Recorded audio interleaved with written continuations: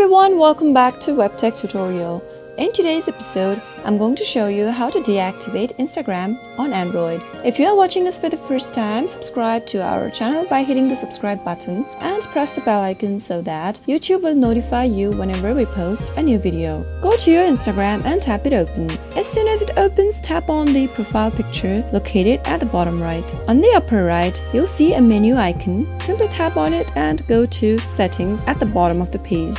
From the menu, tap on Help, and under Help, tap on Help Center. Now, Instagram will take you to a page that looks like this. To deactivate your account, go to Managing your account. Now, under Managing your account, tap on Delete your account. If you want to delete your Instagram account permanently, then tap on How do I delete my Instagram account? If you want to temporarily disable your account, simply tap on How do I temporarily disable my account? You can simply follow the steps to deactivate your account since it is mentioned step by step. You can do it from a computer or from your mobile browser. To disable your Instagram from your mobile device, select this option here. Tap on Instagram.com. Open with the web browser. After you go to the link, tap on the profile picture located at the bottom right of your screen, and after you reach to your profile page, tap on Edit Profile.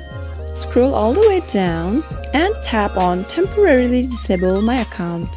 Now on the next page, you can select why you are disabling your account from the drop down. Choose whatever your reason is and simply tap on it and tap on Done. To continue deactivating, you'll need to enter your password one more time. Type it in correct and tap on Temporarily Disable Account. Tap on Yes from the pop-up to move forward, and with this, you have successfully deactivated your Instagram account on your Android device. I hope you found the video useful.